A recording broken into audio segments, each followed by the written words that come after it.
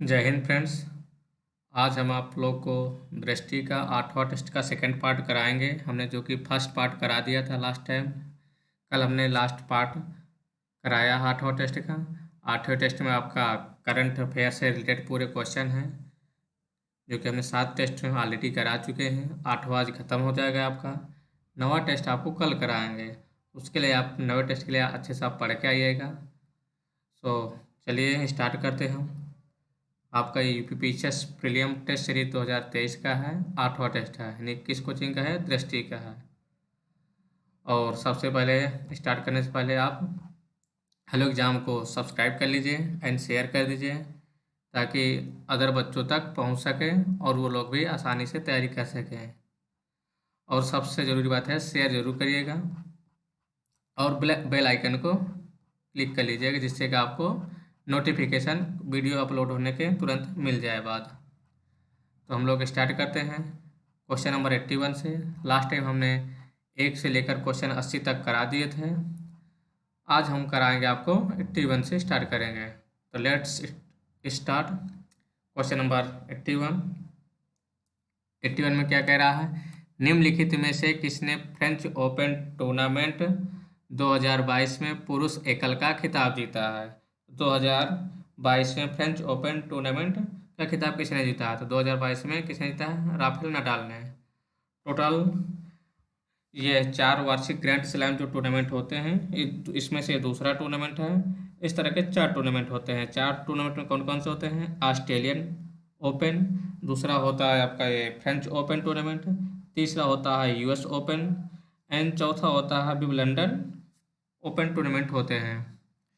तो इसमें दूसरे वाले में कौन जीता है आपका? ये राफेल नडाल जीता है। और अगर महिला वर्ग में बात किया जाए तो इसमें कौन जीता है? इगा स्विएटेक ने जीता था। इस हिसाब से हमारा क्वेश्चन नंबर 81 का सी सही हो जाएगा। 82, ठाणे क्रीक के संबंध में निम्नलिखित में से कौन सा विचार सही है? तो देख लेते हैं ठाणे क्रीक के संबंध में कौन सा ऑप्शन सही है। यह अरब सागर के तट रेखा में एक इनलेट है, सही है कथन। दूसरा देखते हैं, ठाणे क्रीक फ्लेमिंगो अभ्यारण्य को रामसर स्थल के रूप में नामित किया गया है। तो हाँ, तो इसको रामसर साइट यानी कि वेटलैंड में घोषित कर दिया गया इसको। नर्मदा नदी की एक दलदल में ठाणे क्रीक के लिए जल का सबसे बड़ा स्रोत है। नर्मदा नदी ये बिल्कुल गलत है, क्योंकि नर्मदा नदी आपके यहाँ एमपी में, महाराष्ट्र में है ही नहीं, क्योंकि आप बात कहाँ हो रही? महाराष्ट्र का। इसका निर्माण अपरदनात्मक गतिविधियों के कारण हुआ है। क्या करा? इरोजनल एक्टिविटी के कारण हुआ है। तो ये भी ऑप्शन गलत है आपका। तो इस हिसाब से आप कौन सा हो जाएगा? ऑप्शन ए नंबर हो जाएगा। तो थोड़ा देख लेते हैं इसमें। यह अरब सागर के तट रेखा पर स्थित है, सही बात है। जो मुंबई शहर को भारतीय मुख्य भूमि से, यानी मुंबई शहर के भारतीय मुख्य भूमि से अलग करता है। और क्या है? क्रीक 2 भागों में विभाजित किया गया है। कौन कौन से हैं? एक घोड़बंदर ठाणे स्ट्रेच और ठाणे ट्राम्बे स्ट्रेच है। और जो क्या है, इसके नीचे बड़े भूकंपी 200 कारण इसका निर्माण हुआ था। किसके कारण हुआ था? यह बड़े भूकंप के कारण से हुआ था। इसमें क्या पूछा है? Erosional activity. तो ये आपका ऑप्शन इसलिए गलत था। क्वेश्चन नंबर आते हैं 83 में। 83 में क्या है? विश्व महिला मुक्केबाजी चैंपियनशिप 2022 में विश्व खिताब जीतने वाली 5वीं भारतीय महिला कौन बनी है? कौन बनी है? अभी निखत जरीन बनी थी, जो मुक्केबाजी चैंपियनशिप में जीते थे। और ये 52 किलोग्राम वर्ग में थाईलैंड की ओलंपियन जुतामास जितपोंग को हराकर विश्व खिताब जीतने वाली ये 5वीं भारतीय महिला बनी है। और अगर बात किया जाए, मनीषा मौन और परवीन हुड्डा ने भी अलग अलग वर्ग में क्रमशः 57 किलोग्राम और 63 किलोग्राम में कांस्य पदक जीते थे। अगला क्वेश्चन आते हैं हम लोग, विश्व की एकमात्र तैरता हुआ राष्ट्रीय उद्यान निम्नलिखित में से किस झील में स्थित है? तो विश्व का तैरता हुआ एक झील किस झील में स्थित है? तो ये लोकटक झील में स्थित है। लोकटक झील कहाँ पर है आपका? ये मणिपुर में है। ये दुनिया के एकमात्र तैरता हुआ राष्ट्रीय उद्यान है। और इसमें क्या है? लोकटक झील पर स्थित एक केबुल लामजाओ राष्ट्रीय उद्यान, जो कि मणिपुर का डांसिंग डियर सांगाई, जो कि मणिपुर का राज्य पशु भी है। और ये लगभग राजधानी यानी इम्फाल से लगभग 40 किलोमीटर साउथ में स्थित है। और यह मीठे जल की झील है। अगला क्वेश्चन आते हैं हमें, पहला लेवेंडर पहला लेवेंडर फेस्टिवल सेलिब्रेटेड, यानी क्या करें, पहला लेवेंडर महोत्सव कहाँ मनाया गया था। तो पहला कहाँ मनाया गया था, ये जम्मू कश्मीर में मनाया गया था। तो थोड़ा देख लेते हैं इसके बारे में। ये जम्मू कश्मीर में मनाया गया, भद्रवाह में भारत में मनाया गया था। इसके बारे में थोड़ा और देखते हैं। ये एक खेती संबंधित है। लेवेंडर की खेती ने जम्मू और कश्मीर के दूर दराज के क्षेत्रों में लगभग 5,000 किसानों और युवाओं के लिए रोजगार सृजित किया है, और लगभग इसमें 200 एकड़ में इसकी खेती करने वाले 1,000 से अधिक किसान भी इसमें शामिल हैं। इसमें कितना शामिल है, लगभग 1,000 एकड़ में 2,000 किसान लगभग लगभग शामिल हैं। अगला क्वेश्चन आते हैं हम लोग। अगला क्वेश्चन नंबर 86 में क्या है, निम्नलिखित में से किसके द्वारा इंडिया 800 के लिए प्रतिस्पर्धात्मक रोडमैप तैयार किया गया है। क्या है, कॉम्पिटिटिवनेस रोडमैप फॉर इंडिया 800। तो सबसे पहले हम लोग देखते हैं इंडिया 800 रोडमैप क्या है। ये क्या है, इंडिया 800 के लिए प्रतिस्पर्धात्मक roadmap professor Michael E porter द्वारा विकसित फ्रेमवर्क पर आधारित है। देखते हैं ये भारतीय प्रतिस्पर्धा आयोग, नीति आयोग, प्रधानमंत्री की सलाहकार परिषद, सांख्यिकी और कार्यक्रम क्रांति किसके द्वारा जारी किया गया था। ये प्रधानमंत्री की आर्थिक सलाहकार परिषद द्वारा, यानी कि economic advisory council to the prime minister. थोड़ा इसमें डिटेल देखते हैं। यह 2022 में इंडिया 800 के लिए कॉम्पिटिटिवनेस रोडमैप प्रधानमंत्री की आर्थिक सलाह द्वारा जारी किया गया था, जो कि प्रधानमंत्री के आर्थिक सलाहकार कौन थे, डॉक्टर अमित कपूर के नेतृत्व वाले इंस्टीट्यूट फॉर कॉम्पिटिटिवनेस और हार्वर्ड बिजनेस स्कूल के प्रोफेसर माइकल ए पोर्टर एवं डॉक्टर क्रिश्चियन केटल्स के एक समन्वय प्रयास से जारी हुआ था। अगला क्वेश्चन आते हैं हम 87 में।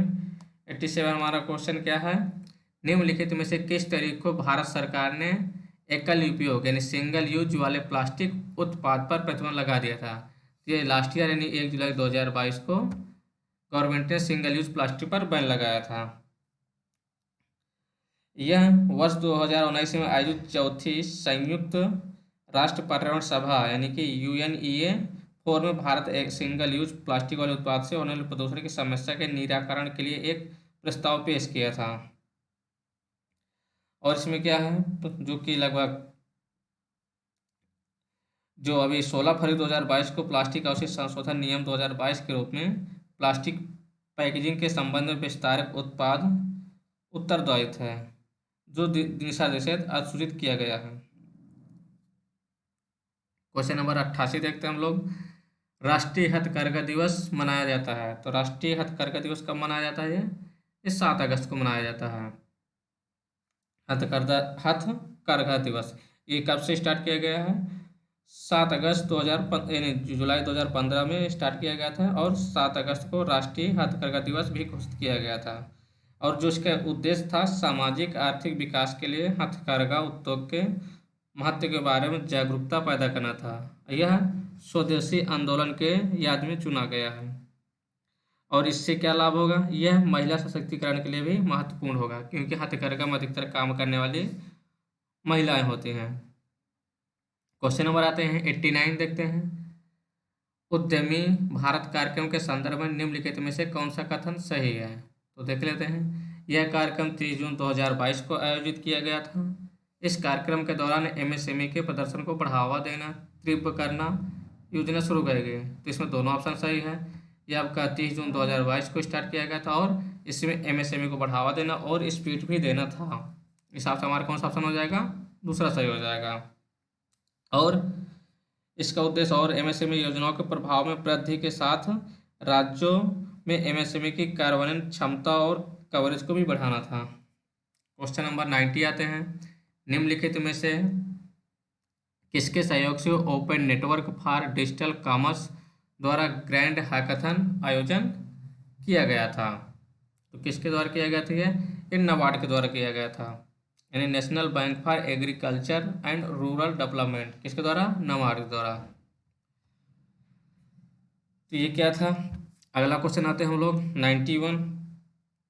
91 में क्या है, भारतीय प्रेस परिषद की पहली अध्यक्ष कौन बनी है, यानी कि chairperson of the press council of India, यानी प्रेस काउंसिल ऑफ इंडिया की पहली महिला कौन बनी थी? तो इसमें कौन बनी थी?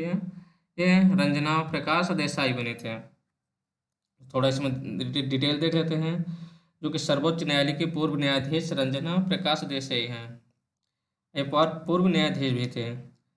जो भारतीय प्रेस काउंसिल है, ये एक आपकी वैधानिक निकाय है और ये प्रेस परिषद अधिनियम 1978 के तहत प्रिंट मीडिया और कार्यों के संचालन का नियंत्रित करता है और यह एक अर्ध न्यायिक निकाय भी है। अगला क्वेश्चन आते हैं 92 में। ऑपरेशन महिला सुरक्षा शुरू किया गया था, तो ये किसके द्वारा शुरू किया गया था? ऑपरेशन महिला सुरक्षा ये आपका आरपीएफ के द्वारा शुरू किया गया था, रेलवे प्रोटेक्शन फोर्स यानी रेलवे सुरक्षा बल के द्वारा शुरू किया गया था। और कब स्टार्ट किया गया था? ये 3 से 31 मई के बीच में स्टार्ट किया गया था ऑपरेशन महिला सुरक्षा। और इसमें ऑपरेशन महिला सुरक्षा के अंतर्गत आरपीएफ ने लगभग 7,000 ऐसे व्यक्तियों को गिरफ्तार किया था जो अनधिकृत तरीकों से महिलाओं के लिए आरक्षित डिब्बों में यात्रा कर रहे थे। क्वेश्चन नंबर आते हैं अगला 93 में क्या है? नैरोबी मक्खियों के संदर्भ में निम्नलिखित में से कौन सा कथन सही है? तो देख लेते हैं। इसे ड्रैगन बग के नाम से भी जाना जाता है, बिल्कुल सही है। इसे ड्रैगन बग के नाम से जाना जाता है। किसको? नैरोबी मक्खियों के। वे एक शक्तिशाली अम्लीय पदार्थ छोड़ सकते हैं जो मानव त्वचा पर जलन पैदा करते हैं। अम्लीय पदार्थ यानी कि मधुमक्खियाँ कौन से पदार्थ छोड़ती हैं? अम्लीय। आपका ऑप्शन सही है। ये नैरोबी मक्खियाँ जिन्हें केनियाई मक्खियाँ या ड्रैगन बग के रूप में जाना जाता है। और किस नाम से जाना जाता है? ये आपका केनियाई मक्खिया के रूप में जाने जाते हैं। इसके लगभग 2 प्रजातियां के छोटे भृंग जैसे कीट होते हैं, एक पेट्रस एक्जिमियम, एक पेट्रस सबिसियस। और इसका मानव में क्या क्या प्रभाव पड़ता है? ये आमतौर पर काटते नहीं हैं, ये त्वचा पर रहने के दौरान हानिकारक होते हैं क्योंकि शक्तिशाली अम्लीय पदार्थ छोड़ते हैं जिससे कि मानव त्वचा में जलन पैदा होता है। जो इनसे पदार्थ उत्सर्जित होता है कौन सा होता है? पेडरिन होता है जो कि अम्लीय होता है। 94 आते हैं हम लोग। निम्नलिखित में से किस मंत्रालय ने मासिक भत्तों के वितरण हेतु पेरोल ऑटोमेशन का उद्घाटन किया? पद्मा। तो किस मंत्रालय ने किया था? ये रक्षा मंत्रालय ने शुरू किया था, पद्मा। और इसके तहत लगभग 15,000 भारतीय तट रक्षक कर्मियों को वेतन और भत्तों का निर्बाध और समय पर वितरण सुनिश्चित करना था। और पद्मा के लॉन्च से ही डिजिटल इंडिया विजन की अवधारणा को मजबूती मिलेगी, साथ ही यह एक आत्मनिर्भर भारत का पहल है। 95 में आते हैं। वर्ल्ड ड्रग रिपोर्ट 2022 के संदर्भ में निम्नलिखित में से कौन सा कथन सही है? क्या करें, किससे क्वेश्चन पूछ रहा है? वर्ल्ड ड्रग रिपोर्ट 2022 के संदर्भ में क्वेश्चन आपका है। देखते हैं। इस ड्रग्स एंड क्राइम पर संयुक्त राष्ट्र कार्यालय द्वारा जारी किया गया था। किसके द्वारा जारी किया था? United nation office on drug and crime. तो ये बात सही है। United nation office on drugs and crime के द्वारा जारी किया गया था। ये वर्ष 2020 और 2021 के बीच दुनिया भर में अफीम का उत्पादन लगभग 7% बढ़ा था। क्या कर रहा है? लगभग कितने परसेंट बढ़ा था? ये 7%। तो ये भी आपका ऑप्शन सही है, 7% बढ़ा था। 20 में 21 में 7% बढ़ा था, जो कि लगभग 7,930 टन हो गया था, जो मुख्य रूप से अफगानिस्तान में उत्पादन के वृद्धि के कारण हुआ था क्योंकि अफगानिस्तान में सरकार चेंज हो गई थी, तो उसकी वजह से और अफगानिस्तान में किसका? अफीम का उत्पादन बढ़ गया था। युवा लोग वयस्कों की तुलना में अधिक दवाओं का उपयोग करना जारी रखते हैं। जो युवा होते हैं वो अधिक इस चीज़ों का सेवन करते हैं। अब आते हैं निदान पोर्टल। निदान पोर्टल विकसित किया गया है। जब सबसे पहले पूछा है निदान पोर्टल किसके द्वारा विकसित किया गया? तो निदान। अब इससे निदान समझिए कि आपको एक निदान दिया जा रहा है, यानी आपको समस्या का हल दिया जा रहा है। तो किसके द्वारा किया जाएगा? केंद्रीय जांच ब्यूरो यानी कि सीबीआई, फिर narcotics control board, enforcement directorate यानी कि ईडी, इनकम टैक्स। तो ये आपको किसके द्वारा जारी किया गया था निदान? एनसीबी के द्वारा, नारकोटिक्स कंट्रोल ब्यूरो के द्वारा निदान। यह सभी नशीले पदार्थों के अपराधियों के बीच संबंधित डेटा के लिए एक स्टाफ समाधान बनाया गया था। 97 आते हैं। निम्नलिखित में से किसके द्वारा नई दिल्ली में बायोटेक स्टार्टअप एक्सपो 2022 का आयोजन किया गया? किसके द्वारा किया गया है? Biotech startup expo 2022। ये आपका डिपार्टमेंट ऑफ बायोटेक्नोलॉजी के द्वारा किया गया था। और किसके द्वारा किया गया था? ये biotechnology industry research assistant council के द्वारा। इस हिसाब से ऑप्शन कौन सा हो जाएगा आपका? ए नंबर हो जाएगा। अगला क्वेश्चन आते हैं हम लोग 98। The sugar technologist association of India की स्थापना इनमें से किस वर्ष हुए थे? तो शुगर टेक्नोलॉजी के एसोसिएशन की कब स्थापना हुई थी? 1925 में हुई थी, 1925 में। और अभी फिलहाल में जुलाई 2022 को गोवा के doctor Shyam Prasad Mukherjee indoor stadium में sugar technology association of India का 80 वार्षिक दीक्षांत समारोह आयोजन किया गया था। इसलिए ये क्वेश्चन पूछा गया, क्योंकि समारोह आयोजन किया गया था 80वां, तो इसलिए पूछ लिया गया क्वेश्चन। नहीं तो इस तरह क्वेश्चन पूछे नहीं जाते लगभग। और यह एक गैर सरकारी गैर लाभकारी संगठन है जिसकी स्थापना कब हुई थी? आप पता है 1925 में। और इसका मुख्यालय कहाँ पर है? अगर मुख्यालय पूछते हैं तो इसका मुख्यालय नई दिल्ली में है। और इसमें लगभग 3000 करीब के सदस्य हैं। अगला क्वेश्चन आते हैं 99। उद्योग और अनुसंधान संस्थानों के बीच सहयोग को प्रोत्साहित करने के लिए सरकार द्वारा निम्नलिखित में से कौन सी पहल शुरू की गई है? क्या कह रहा है? Launch by government to steer the collaboration between industry and research institute. Industry और रिसर्च इंस्टीट्यूट के दोनों के बीच में कोलैबोरेशन के लिए एक प्लेटफॉर्म जारी किया। तो कौन सा प्लेटफॉर्म होगा? वो है मंथन प्लेटफॉर्म। कौन सा है प्लेटफॉर्म? मंथन। किसके बीच सहयोग जारी करेगा ये? इंडस्ट्री और रिसर्च के बीच में, जिससे कि और रिसर्च करके इंडस्ट्री को लाभ पहुंचाया जा सके। आते हैं क्वेश्चन नंबर 100। 100 में क्या है? Assertion and reason. अब आते हैं, देख लेते हैं फिर इसका भी बारे में। राज्यों और केंद्र शासित प्रदेशों की सरकारें अपने वनीकरण लक्ष्यों को प्राप्त करने के लिए विभिन्न वनीकरण अभियान चलाती है। सही बात है। अलग अलग राज्य और केंद्र शासित प्रदेश वन के बढ़ाव के लिए वनीकरण अभियान चलाते हैं। इसमें जन भागीदारी वाले सामूहिक वृक्षारोपण अभियान भी शामिल हैं। ये भी बात सही है। अब देख लेते हैं। मंत्रालय ने वन हरियाली महोत्सव, विश्व पर्यावरण दिवस और विश्व वानिकी दिवस जैसे अवसरों पर विभिन्न वृक्षारोपण कार्यक्रमों में लोगों की भागीदारी को प्रोत्साहित करने के लिए कई अधिसूचना जारी की है। ये भी बात तथ्य सही है और इसका कारण भी सही है। इसकी वजह से आपको वृक्षारोपण का ज़्यादा प्रसार होता है। अब आते हैं थेरी। थेरी मरुस्थल निम्नलिखित में से किस राज्य में स्थित है? थेरी मरुस्थल आपका किस राज्य में स्थित है ये? अब डेजर्ट पूछा है तो डेजर्ट आपका एक ही स्टेट में है। वो कौन सा? आपका राजस्थान में है। इसमें आपको कुछ सोचना नहीं है, सीधा मार देना है ऑप्शन। ये लाल रेतीली टीलों का तमिल में है, इसलिए इसे क्या कहा जाता है? थेरी कहा जाता है। किस कलर में है? लाल। 102 102 में आते हैं हम लोग। नशीली दवाओं के दुरुपयोग और अवैध तस्करी के खिलाफ अंतर्राष्ट्रीय दिवस मनाया जाता है। तो कब मनाया जाता है अंतर्राष्ट्रीय दिवस?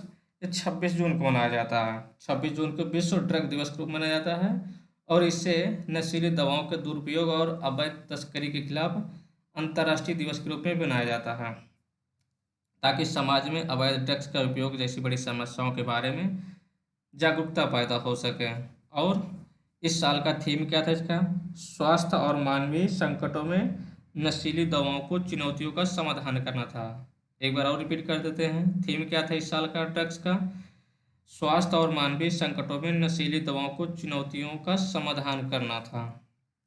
और ये किसके द्वारा जारी किया जाता है? United nation office on drugs and crime. और ये क्वेश्चन आपके एक ऊपर भी आ चुका है। आते हैं हम लोग कौन सा क्वेश्चन में? 103 में 103 देख लेते हैं। क्रिप्टो जैकिंग के संदर्भ में निम्नलिखित में से कौन सा कथन सही है? क्रिप्टो जैकिंग देख लेते हैं।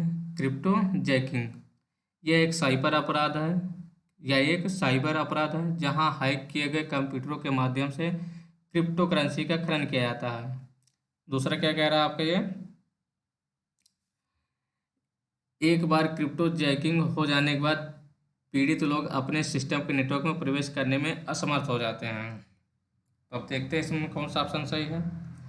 तो इसमें तो ये एक साइबर अपराध है क्रिप्टो जैकिंग, तो पहला ऑप्शन तो सही है। दूसरा है क्या है? इसमें पीड़ितों की इस बात की जानकारी हो ही नहीं पाती है और कंप्यूटर नेटवर्क को पहले ही हैक कर लिया जाता है, इसलिए आपका दूसरा ऑप्शन गलत हो जाएगा। तो कौन सा ऑप्शन सही है? एक। आते हैं 104। निम्नलिखित में से किस जिले में बॉक्साइट नहीं पाया जाता? अब आपसे ये मिनरल से क्वेश्चन पूछा है, तो मिनरल्स का क्वेश्चन है ये, तो देख लेते हैं। तो मिनरल्स यानी कि बॉक्साइट कहाँ नहीं पाया जाता? तो बॉक्साइट कहाँ नहीं पाया जाता? झांसी में नहीं मिलता है। चित्रकूट, सोनभद्र, बांदा में थोड़ा बहुत मिलता रहता है इसका। बॉक्साइट क्या होता है? ये एल्युमिनियम का अयस्क होता है। और ये सोनभद्र हो गया, चित्रकूट हो गया, चंदौली हो गया, बांदा में मिलता है अगर उत्तर प्रदेश की बात की जाए। 105 105 भारत के प्रधानमंत्री ने जगत गुरु संत तुकाराम महाराज के शिला मंदिर का उद्घाटन किया है। कहाँ किए थे ये प्रधानमंत्री ने जगत गुरु संत तुकाराम महाराज का शिला मंदिर? तो ये आपका संत तुकाराम ये कहाँ से पहले बात रिलेटेड है? तुकाराम महाराज ये आपके महाराष्ट्र से रिलेटेड है, तो इससे आपका अब ढूंढने में सब महाराष्ट्र के ऑप्शन दिए हैं।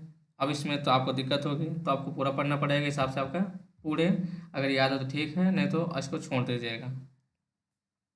अब आते हैं हम 106 में। 106 किससे रिलेटेड है? रंगनाथिट्टू पक्षी अभयारण्य किस नदी के तट पर स्थित है? रंगनाथिट्टू रंगनाथिट्टू पक्षी अभयारण्य के बारे में पूछा है। तो ये कहाँ पर स्थित है? ये कावेरी नदी के तट पर स्थित है। ये कर्नाटका में श्रीरंगपट्टनम शहर के पास स्थित एक पक्षी अभयारण्य है और इसका नाम हिंदू भगवान विष्णु के अवतार श्री रंगनाथ स्वामी के नाम पर रखा गया था ये। और ये लगभग 40 एकड़ क्षेत्र में फैला हुआ है अभयारण्य। अगला क्वेश्चन आते हैं 107 में। साइबर हेल्प डेस्क के संदर्भ में निम्नलिखित में से कौन सा कथन सही है? साइबर हेल्प डेस्क के संबंध में देखते हैं ऑप्शन। इसे उत्तर प्रदेश के सभी थानों में स्थापित किया जाएगा। तो हाँ, इस सभी थानों में क्या किया जाएगा? इसका स्थापित किया जाएगा। ये सही है आपका। प्रत्येक जोनल स्तर पर डिजिटल फॉरेंसिक लैब और एक साइबर फॉरेंसिक लैब स्थापित की जाएगी। तो ये भी ऑप्शन आपका सही है। अब हम लोग आते हैं 108 में। भारत छोड़ो आंदोलन के संदर्भ में निम्नलिखित में से कौन सा कथन सही है? तो आंदोलन के दौरान ग्वालियर टैंक मैदान में गांधी जी ने डू और डाई का नारा दिया था। दूसरा क्या कह रहा? उषा मेहता ने आंदोलन के बारे में जागरूकता फैलाने के लिए एक भूमिगत रेडियो स्टेशन शुरू किया था। तो ये तो आपको बच्चों को ये ऑप्शन रटा होगा कि 8 अगस्त 2022 को भारत छोड़ो आंदोलन के 80 साल पूरे किए, जिसे अगस्त क्रांति के भी नाम से जाना जाता है। और गांधी जी ने ग्वालियर टैंक के मैदान में दिए गए भाषण में डू और डाई का नारा दिया था, जिसे अब अगस्त क्रांति के मैदान के नाम से भी जाना जाता है। और इसमें क्या था? इसका कारण क्या था? जो क्रिप्स मिशन आया था उसी के तत्कालीन कारण था। अब महिलाओं के आंदोलन में सक्रिय भागीदारी की थी कौन? उषा मेहता ने। और इन्होंने ही भूमिगत रेडियो स्टेशन स्थापित करने की मदद की और इसी से इन्होंने जागृति ज़्यादा से ज़्यादा अवेयरनेस फैलाई थी। ऑप्शन आपका सही हो जाएगा ये बी नंबर। 109 ब्रज 84 कोस परिक्रमा के संदर्भ में निम्नलिखित में से कौन सा कथन सही है? ब्रज 84 यह लगभग 264 किलोमीटर है के बराबर है। तो ये आपका 264 नहीं है, लगभग 252 किलोमीटर है। यह 7 दिन की यात्रा है। हाँ, तो ये आपका ऑप्शन सही है। कितने दिन की यात्रा है? 7 दिन की यात्रा है। तो बी नंबर आपका सही हो जाएगा। पहला क्यों नहीं? क्योंकि 252 किलोमीटर का यात्रा है। अगला क्वेश्चन आते हैं हम लोग 110 राष्ट्रीय राजमार्ग उत्कृष्टता पुरस्कार नेशनल हाईवे एक्सीलेंस अवार्ड 2021 का विषय क्या था? यानी क्या पूछ रहा है? थीम पूछ रहा है 2010 का। तो थीम क्या था? सड़क निर्माण में नवाचार और उत्कृष्टता, innovation and excellence in road construction. ये आपका 2021 का थीम था। अगला क्वेश्चन आते हैं 111 में। राष्ट्रीय महिला विधायक सम्मेलन की मेजबानी किस राज्य की विधानसभा द्वारा की गई थी? तो किस स्टेट के द्वारा किया गया था ये आपका केरल स्टेट के द्वारा किया गया था। इसके बारे में थोड़ा देख लेते हैं। राष्ट्रीय महिला विधायक सम्मेलन की मेजबानी तिरुवनंतपुरम में केरल विधानसभा द्वारा आज़ादी का अमृत महोत्सव के हिस्से के रूप में किए गए थे। और सम्मेलन में अपनाए गए महत्वपूर्ण संकल्प, जो कि ऑनलाइन प्लेटफॉर्म महिलाओं के खिलाफ अपमानजनक टिप्पणियों को रोकने के लिए व्यापक कानून बनाने से रिलेटेड था, और 73% सीटें आरक्षित करने के लिए राष्ट्रीय कानून भी बनाना था। 112 में आते हैं, उत्तर प्रदेश के संदर्भ में निम्नलिखित में से कौन सा कथन सही है? यह भारत का चौथा सबसे बड़ा राज्य है, तो ये भी ऑप्शन सही है। अगर सबसे बड़ा राज्य देखा जाए तो आपका कौन सा है? सबसे बड़ा आपका राजस्थान है, दूसरे नंबर पर आपका मध्य प्रदेश है, तीसरे नंबर पर महाराष्ट्र, और चौथे नंबर पर किसका आता है? उत्तर प्रदेश का आता नंबर। इसकी मध्य प्रदेश के साथ सबसे लंबी और हरियाणा के साथ सबसे छोटी सीमा लगती है। तो क्या कह रहा है? मध्य प्रदेश के साथ तो सबसे बड़ी लंबी सीमा लगती है, लेकिन हरियाणा के साथ सबसे छोटी नहीं, सबसे छोटी सीमा आपकी हिमाचल प्रदेश के साथ लगती है। तो इसलिए ऑप्शन तो आपका गलत हो जाएगा। ऑप्शन आपका कौन सही है? केवल 1। 112 हो गया। 113 में आते हैं हम लोग। विश्व हेपेटाइटिस दिवस कब मनाया जाता है? तो विश्व हेपेटाइटिस दिवस आपका प्रत्येक वर्ष 28 जुलाई को विश्व हेपेटाइटिस दिवस मनाया जाता है। कब मनाया जाता है? 28 जुलाई को। अगला क्वेश्चन आता है, ये आमतौर पर ABCD और E सहित हेपेटोट्रोपिक वायरस के एक समूह कारण होता है, और यह अन्य वायरस से भी इसका कारण हो सकते हैं। इसका एक और भी कारण हो सकते हैं। 114 में आते हैं, क्या करना? मैचिंग करना है। नदी और गंगा में विलय का स्थान पूछा है, यानी कौन सी नदी कहाँ पर मिली हुई है। तो आते देख लेते हैं। तो यमुना कहाँ पर मिली है आपका? ये तो प्रयागराज में, ये तो सबको पता होगा, क्योंकि आज जो तैयारी करने वाले यूपीएससी के बच्चे, आधे बच्चे लगभग प्रयागराज में ही रहते हैं। ये तो आपका सबका सही हो जाएगा। तो 2 वाला देख लेते हैं। इसमें मतलब आपका एक ऑप्शन तो मिल गया, कोसी आपका कटिहार, ये भी आपका सही सीधा मैचिंग है। कोसी कहाँ पर? कटिहार। बड़ौदा नदी कहाँ पर आपकी मिली हुई है? बनारस में। गंडक हाजीपुर में। तो क्या हो जाएगा आपका? 1 2 4 3। कौन सा ऑप्शन हो जाएगा? B number. 115 में आते हैं, कच्छल द्वीप, यानी किससे पूछा क्वेश्चन आपका? कच्छल द्वीप है। तो कच्छल द्वीप कहाँ पर है? ये अंडमान में है। कहाँ पर है? अंडमान में है। अंडमान द्वीप समूह में है। इस स्थान को कभी तियानु के नाम से भी जाना जाता था। अगला क्वेश्चन आते हैं हम लोग 116 में। क्या है 116? मंडल कला के संदर्भ में निम्नलिखित में से कौन सा कथन सही है? तो मंडल कला के संदर्भ में देखते हैं, यह एक ज्यामितीय डिजाइन है जो हिंदू और बौद्ध संस्कृतियों में बहुत अधिक प्रतीकवादी है। मंडल का उपयोग ध्यान के साधना और प्रार्थना के प्रतीक रूप में भी जाना जाता है। इसमें ऑप्शन आपका दोनों सही है। अगला क्वेश्चन आते हैं हम लोग 117 में, हाल ही में निम्नलिखित में से किस राज्य में राष्ट्रीय जनजातीय अनुसंधान संस्थान का उद्घाटन किया गया है? किस राज्य में किया गया है आपका? ये नई दिल्ली में आपका किया गया था। ये जून 2022 में केंद्रीय गृह और सहकारिता मंत्री अमित शाह द्वारा राष्ट्रीय जनजातीय अनुसंधान संस्थान का उद्घाटन किया गया था। कहाँ पर? दिल्ली में। आपका कौन सा ऑप्शन से हो जाएगा? B number. अगला क्वेश्चन आते हैं, निम्नलिखित से कौन सा उत्तर प्रदेश का टाइगर रिजर्व नहीं है? तो कौन सा टाइगर रिजर्व नहीं है इसमें? 118 में ये आपका रानीपुर टाइगर रिजर्व नहीं है। रानीपुर में क्या है आपका? रानीपुर वन जीव अभ्यारण्य है, और इसमें दुधवा, हस्तिनापुर और अमरगढ़ ये आपके टाइगर रिजर्व हैं। और इसकी स्थापना कब हुई थी? 1977 में हुए थे। अगला क्वेश्चन आते हैं हम लोग 119 नंबर, कौन सी नदी लखनऊ को उन्नाव से अलग करती है? कौन सी नदी लखनऊ को उन्नाव से अलग करती है? तो ये आपकी सई नदी अलग करती है। जो लोग आपके उन्नाव के आसपास के लोग होंगे उनको तो बिल्कुल पता होगा। यह आदि गंगा के नाम से भी जानी जाती है, और यह एक गोमती नदी की सहायक नदी भी है। 120 में आते हैं।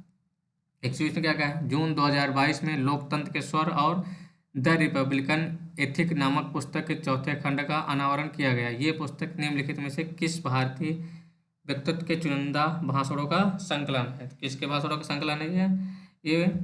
पूर्व राष्ट्रपति यानी पूर्व प्रेसिडेंट के वक्तव्य के संकलन है, यानी कि रामनाथ कोविंद के। अगला क्वेश्चन हम आते हैं 121 में। 121 में क्या है क्वेश्चन? निम्नलिखित में से किस राज्य में भारत का पहली बालिका पंचायत शुरू की गई थे? तो किस राज्य में शुरू की गई है बालिका पंचायत? गुजरात में आपके शुरू की गई थे। और इसी कहाँ पर स्टार्ट की गई थी? सबसे पहले गुजरात के कच्छ जिले के कई गांवों में शुरू की गई थी पहले। अगला क्वेश्चन आते हैं 122। उत्तर अटलांटिक संघ संगठन नाटो यानी कि North Atlantic Treaty Organization summit 2022 was held in, यानी 2022 में कहाँ पर सम्मेलन हुआ था? ये मैड्रिड में हुआ था ये। ठीक है, यानी स्पेन के मैड्रिड में ये आयोजित किया गया था। 123। भारत की उड़ान के संबंध में, भारत की उड़ान के संबंध में निम्नलिखित कथन पर विचार किए थे। इसमें हम लोग देखते हैं इसे संस्कृति मंत्रालय द्वारा लॉन्च किया गया था, यानी कि मिनिस्ट्री ऑफ कल्चर। तो ये सही किया है, मिनिस्ट्री ऑफ कल्चर द्वारा ये लॉन्च किया गया था। यह गूगल के सहयोग से भारत की उड़ान पहल शुरुआत की गई थे। ये आपका बिल्कुल ऑप्शन सही है। इसके तहत ट्विटर संस्कृत में भारतीय योगदान के बारे में सूचनात्मक सामग्री तैयार करेगा। तो ये आपने बताया गूगल करेगा। तो ये ऑप्शन आपका दूसरा गलत है। दूसरा यहाँ पर है, यहाँ पर तो ये ऑप्शन फर्स्ट और ये तो गलत हो गए। आपका ये सही है, तो हिसाब से आपका ये सही हो जाएगा। आपका एलिमिनेशन मेथड लगा देंगे तो आपका सी नंबर सही हो जाएगा। इसे आज़ादी का अमृत महोत्सव के एक भाग के रूप में लॉन्च किया गया था। तो सही है ऑप्शन, आज़ादी के अमृत महोत्सव के भाग के रूप में लॉन्च किया गया था। विश्व कछुआ दिवस कब मनाया जाता है? तो विश्व कछुआ दिवस कब मनाया जाता है? ये आपको 23 मई को विश्व कछुआ दिवस मनाया जाता है। कछुआ के कंजर्वेशन से रिलेटेड है आपका, कि कछुआ के प्रजातियों को बचाने के लिए आपका ये कछुआ दिवस मनाया जाता है। 125 में हम लोग आते हैं। निम्नलिखित में कौन सा राष्ट्रीय ई विधान एप्लीकेशन के कार्यान्वयन के लिए एक नोडल मंत्रालय है? इसको इंग्लिश में देख लेते हैं थोड़ा। Which of the following nodal ministry for the implementation of the national e विधान एप्लीकेशन? तो कौन इसमें? Ministry of parliamentary affairs. कौन है? संसदीय कार्य मंत्रालय है इसमें। 126। आश्वासन अभियान निम्नलिखित में से किस रोग से संबंधित है? तो आश्वासन किससे आपका ये ट्यूबरक्लोसिस यानी किससे? टीबी से संबंधित है। यह जनजातीय टीबी पहल के दायरे में भारत के 174 आदिवासी जिलों में टीबी के सक्रिय मामले खोजने के लिए 7 जनवरी 2022 को आश्वासन अभियान शुरू किया गया था और इसे महाराष्ट्र के नंदुरबार जिले में झंडी दिखाकर रवाना किया गया था। अगला क्वेश्चन आते हैं हम 127। नरौरा परमाणु ऊर्जा केंद्र उत्तर प्रदेश के किस जिले में स्थित है? तो नरौरा आपका किस जिले में है? आपका ये बुलंदशहर में आपका है, जो कि उत्तर प्रदेश के बुलंदशहर में स्थित है। ये क्या है? थर्मल पावर प्लांट है जो कि ऊर्जा का प्रोडक्शन करता है। यहाँ पर लगभग 220 मेगावाट बिजली का उत्पादन होता है। अगला क्वेश्चन आते हैं हम 128। मई 2022 में भारत पाकिस्तान स्थायी सिंधु आयोग यानी क्या है? परमानेंट इंडस कमीशन कंक्लूड किया गया था। यानी क्या कह रहा है? भारत पाकिस्तान स्थायी सिंधु आयोग की बैठक कहाँ पर आयोजित की गई थी? 2022 जो मई में हुई है, इसकी बैठक कहाँ पर आयोजित की गई थी? ये आपके ये नई दिल्ली में है, की गई थी। अब आते हैं अटल पेंशन। अटल पेंशन योजना के संदर्भ में निम्नलिखित में से कौन सा कथन सही है? तो इसे 18 से 40 वर्ष की आयु के नागरिक के लिए एक सामाजिक सुरक्षा योजना है। तो ये आपका सही है। इसमें 60 वर्ष की आयु प्राप्त करने के बाद योगदानकर्ताओं को 10,000 मासिक पेंशन देने का प्रावधान है। तो किसी भी पेंशन में 10,000 आपका है ही नहीं, तो ये आपका सीधे सीधे यहीं से गलत हो जाएगा। दूसरा, जब पहले ऑप्शन में 18 से अगर 40 बोल रहा है तो या तो ए फर्स्ट सही है या तो सेकंड सही है, क्योंकि यहाँ कॉन्ट्राडिक्टरी आपका ऑप्शन ही है। आते हैं 130। सूर सरोवर पश्चिमी बिहार स्थित है। सूर सरोवर पश्चिमी अभ्यारण्य कहाँ पर स्थित है आपका? ये आगरा में स्थित है। ये कहाँ पर स्थित है आपका? आगरा में स्थित है। और इसे कीथम झील के नाम से भी जाना जाता है, जो कि इसे अब रामसर साइट भी घोषित कर दिया गया है। 131 में आते हैं हम लोग। अल्फा फोल्ड के संदर्भ में निम्नलिखित में से कौन सा कथन सही है? किसके संदर्भ में पूछा? ये अल्फा फोल्ड। यह डीप न्यूरल नेटवर्क नामक कंप्यूटर सिस्टम पर आधारित है। क्या कह रहा है? It is based on computer system called deep neural network. ये सही है ऑप्शन। यह एक आर्टिफिशियल इंटेलिजेंस आधारित प्रोटीन संरचना भविष्यवाणी उपकरण है। तो ये भी आपका ऑप्शन सही है। आते हैं हम लोग 132 में। 132 क्या है? शुक्रताल उत्तर प्रदेश के किस जिले में स्थित है? शुक्रताल किस जिले में स्थित है? आपका मुजफ्फरनगर में।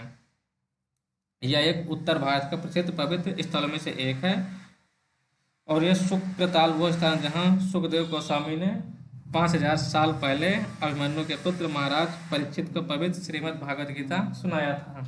अगला क्वेश्चन आते हैं हम लोग 133 में। लाइट मेंटल अल्बाट्रॉस के संबंध में निम्नलिखित में से कौन सा कथन सही है? किसके बारे में पूछा है? Light mental albatross. इसमें देखते हैं हम लोग, यह एक अंटार्कटिक चीज की मूल प्रजाति है। तो यह ऑप्शन सही है आपका। इसे आईयूसीएन के तहत संकटग्रस्त के रूप में सूचीबद्ध किया गया है। तो ये गलत है आपका, आईयूसीएन में लिस्ट नहीं किया गया इसको। फिर क्या है? यह अपने जीवन का अधिकांश भाग शीत निद्रा में व्यतीत करता है। ये भी ऑप्शन आपका गलत है, क्योंकि यह अधिकांश अपने जीवन उड़ान में व्यतीत करता है। क्या करता? उड़ता रहता है। फिर यह दक्षिणी महासागर में एक सर्क पोलर वितरण बनाए रखता है। तो ये भी ऑप्शन आपका सही है। तो हिसाब से कौन सही हो जाएगा आपका? D number. अब हम लोग आते हैं 134 में। उत्तर प्रदेश की जलवायु क्षेत्र के संदर्भ में निम्नलिखित में से कौन सा कथन सही है? तो गोरखपुर और संत कबीरनगर तराई क्षेत्र में आते हैं। ये सही है आपका, तराई क्षेत्र में आते हैं, क्योंकि उसके पहले होता है भाबर, फिर तराई, फिर खादर, फिर आपका आता है। नेक्स्ट क्वेश्चन क्या है ये? नेक्स्ट ऑप्शन, पूर्वी क्षेत्र सर्दियों के चक्रवात से सबसे कम प्रभावित होता है। ये भी ऑप्शन आपका सही है। तो हिसाब से कौन सही होगा? 134 का बी नंबर। यह एक दलदली भूमि जो हिमालय की तलहटी स्थित में होता है। और इसमें और कौन कौन से एरिया आते हैं आपका तराई क्षेत्र में? तराई क्षेत्र में आपका बिजनौर हो गया, बस्ती, गोरखपुर, संत कबीरनगर और पीलीभीत शामिल है इसमें। तराई क्षेत्र में लगभग औसत वर्षा 120 से 150 सेंटीमीटर तक होती है। और पूर्वी क्षेत्र वाली जगह की बात की जाए तो इस क्षेत्र में राज्य के उत्तरी शाहजहांपुर हो गया, बाराबंकी, फैजाबाद, मिर्जापुर जिले शामिल है, जहां पर वार्षिक यानी एनुअल रेन कितनी होती है? 100 से 120 सेंटीमीटर होती है आपका। अगला क्वेश्चन आते हैं हम लोग 135 में। 135 में क्या कह रहा है आपका? निर्माण श्रमिकों के कौशल विकास को बढ़ावा देने के लिए राष्ट्रीय पहल निपुण निम्नलिखित में से किस मंत्रालय की एक पहल है? तो निपुण किस मंत्रालय की एक पहल है? तो ये ministry of housing and urban affairs की है, यानी आवास एवं शहरी मंत्रालय की एक पहल है। 136 देखते हैं हम लोग। हाल ही में शोधकर्ताओं ने CSA6 नामक एक जीन की पहचान की है जो रोकथाम की कुंजी हो सकती है। तो किसकी रोकथाम की कुंजी हो सकती है? इस सिकल सेल एनीमिया की रोकथाम की कुंजी हो सकती है, यानी खोज किया गया इसे अभी। अब आते हैं हम लोग 137 में। उत्तर प्रदेश के महत्वपूर्ण वृक्षों के संबंध में निम्नलिखित कथनों पर विचार कीजिए। किसके बारे में पूछा क्वेश्चन? ये वृक्ष के बारे में। तो देखते हैं वृक्ष के बारे में कौन सा कथन आपका सही है। तेंदू पत्ते का उपयोग औषधि के रूप में किया जाता है। ये ऑप्शन आपका गलत है, क्योंकि तेंदू पत्ते का उपयोग बीड़ी अर्थात भारतीय सिगार के बनाने के लिए किया जाता है। तो इसका किसके रूप में नहीं किया जाता? औषधि के रूप में नहीं किया जाता। ऑप्शन ये गलत हो गया, तो एक गलत हो गया, ए गलत, बी गलत, डी गलत, इसलिए ऑप्शन सीधा एलिमिनेट करिए, आगे बढ़ जाइए। अगला क्वेश्चन आते हैं हम लोग 138 में। निम्नलिखित में से कौन सा रामसर स्थल उत्तर प्रदेश में स्थित है? क्या पूछा इसमें? रामसर के बारे में पूछा है, जो कि उत्तर प्रदेश में टोटल अगर रामसर की बात की जाए तो 75 है। उत्तर प्रदेश में आपका 10 रामसर साइट है। इसमें आपका कौन सा उत्तर प्रदेश से स्थित है? साड़ी पक्षी अभ्यारण्य है, ये रामसर साइट में आता है आपका। रामसर साइट क्या है? ये आपका वेटलैंड से रिलेटेड क्वेश्चन है आपका, जो कि 1971 में यूनेस्को द्वारा स्थापित किया गया था ये। और ईरान के रामसर में एक सम्मेलन हुआ था, और जो कि 1975 से लागू किया गया था। अगर आप देख लेते हैं उत्तर प्रदेश में कौन कौन से रामसर साइट है ये, तो सबसे पहले ऊपरी गंगा है, नवाबगंज पक्षी अभ्यारण्य है उन्नाव में जो है, सांडी पक्षी अभ्यारण्य हरदोई में है, समसपुर पक्षी अभयारण्य रायबरेली में आपका है। समन पक्षी अभयारण्य मैनपुरी में है। पार्वती अर्ग पक्षी अभयारण्य गोंडा में है। सरसई नवार झील इटावा में है। सूरसवर झील या कीथम झील आगरा में है। आपने सूरसवर पहले पढ़ चुके हैं, अभी ऊपर क्वेश्चन था। हैदरपुर वेटलैंड एंड बखीरा, बखीरा जो कि अभी रिसेंटली ऐड किया गया, ये संत कबीर नगर में है। अब हम आते हैं 139 में। डब्लू बोसान के संबंध में निम्नलिखित में से कौन सा कथन सही है? यह द्रव्यमान रहित एक विद्युत रूप से तटस्थ है, ये आपका गलत ऑप्शन है। इसे पहली बार 1983 में European Organization for Nuclear Research में देखा गया था, ये आपका ऑप्शन सही है। हम लोग आते हैं 140 नंबर पर। हाल ही में निम्नलिखित में से किसने पेमेंट्स विजन 2025 का अनावरण किया है? किसने किया है? भारतीय रिजर्व बैंक। ये रिसेंटली न्यूज में था आपका, जो कि किसने किया है? रिजर्व बैंक ने किया था। किस लिए? क्योंकि इसका उद्देश्य सुरक्षित और तीव्र, सुविधाजनक, सुलभ और किफ़ायती ई भुगतान आसानी से हो सके। 141 exercise pitch black 2022 was hosted by, किसके द्वारा होस्ट किया गया था? ये रॉयल ऑस्ट्रेलियाई वायुसेना द्वारा होस्ट किया गया था। 142 से आते हैं। ये किससे आपका? निम्नलिखित में से किस आयु श्रेणी के तहत इस्लाथ बियर संरक्षित है? क्या पूछ रहा है? इस्लाथ बियर प्रोटेक्टेड, यानी किस आयु श्रेणी के द्वारा इस्लाथ बियर को प्रोटेक्ट किया गया है? किसके द्वारा किया गया है? वल्नरेबल के द्वारा, सुभेद्य के द्वारा। किसके द्वारा? वल्नरेबल। 143 आते हैं। 143 में क्या बारे में पूछा है? मिस्ट सबमरीन केबल सिस्टम के संबंध में निम्नलिखित में से कौन सा कथन सही है? यह एक 8100 किलोमीटर लंबी समुद्र के भीतर पारदेशी फाइबर ऑप्टिक्स केबल प्रणाली है, ये सही है आपका। Translation fibre optics cable system है। यह मुंबई के वर्सोवा बीच में टर्मिनेट हो जाएगी, तो ये भी ऑप्शन आपका सही है। आते हम लोग 144 नंबर पर। राष्ट्रीय प्रौद्योगिकी दिवस मनाया जाता है। National technology day is celebrated. तो टेक्नोलॉजी डे कब मनाया जाता है आपका? तो टेक्नोलॉजी डे आपका 11 मई को मनाया जाता है। किस लिए? क्योंकि टेक्नोलॉजी को बढ़ावा देने के लिए टेक्नोलॉजी डे मनाया जाता है। और अगर 2022 की थीम की बात की जाए कि 2022 की थीम क्या थे, तो 2022 की थीम थे आपके सतत भविष्य के लिए विज्ञान और प्रौद्योगिकी में एकीकरण दृष्टिकोण था। 145 में क्या है? पर्यावरण प्रदर्शन सूचकांक 2022 में भारत का स्थान था। इन्वायरमेंट परफॉर्मेंस इंडेक्स 2022, तो इन्वायरमेंट परफॉर्मेंस इंडेक्स में सबसे लास्ट स्थान था, 180 था आपका ये, यानी कि भारत नीचे से टॉप किया था। क्या किया था? भारत नीचे से टॉप किया था इसमें, जो कि बड़ी दुख की बात है इंडिया के लिए। निम्नलिखित में से किस वर्ष अंटार्कटिका संधि लागू हुई थी? तो अंटार्कटिका संधि कब लागू हुई थी आपके? ये 1961 में लागू की गई थी। अगला क्वेश्चन आते हैं हम लोग 147 देखते हैं। सांसद स्थानीय क्षेत्र विकास MP लैट योजना के तहत सांसदों को प्रतिवर्ष कितनी राशि दी जाती है? ये आपको प्रतिवर्ष 5 करोड़ रुपए राशि दी जाती है। ये क्वेश्चन आपने पिछले पेपर में भी पढ़ा था, UP स्पेशल में था, जो कि 2 किस्तों में दी जाती है 2.5 करोड़ में। 148 क्या है? Mission for integrated development of horticulture योजना के संदर्भ में निम्नलिखित में से कौन सा कथन सही है? सभी राज्य और केंद्र शासित प्रदेश मिड के अंतर्गत आते हैं, ये ऑप्शन सही है।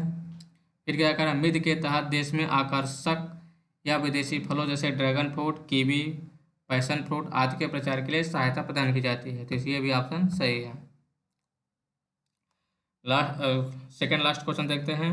मोंकी पॉक्स क्या है? यानी किससे होने वाली बीमारी है ये? तो ये आपकी वायरस से होने वाली बीमारी है, मंकी पॉक्स। ये अभी रिसेंटली न्यूज में था। न्यूज में क्या था? अभी कुछ दिनों पहले बीमारी चल ही रही थी, मंकी पॉक्स।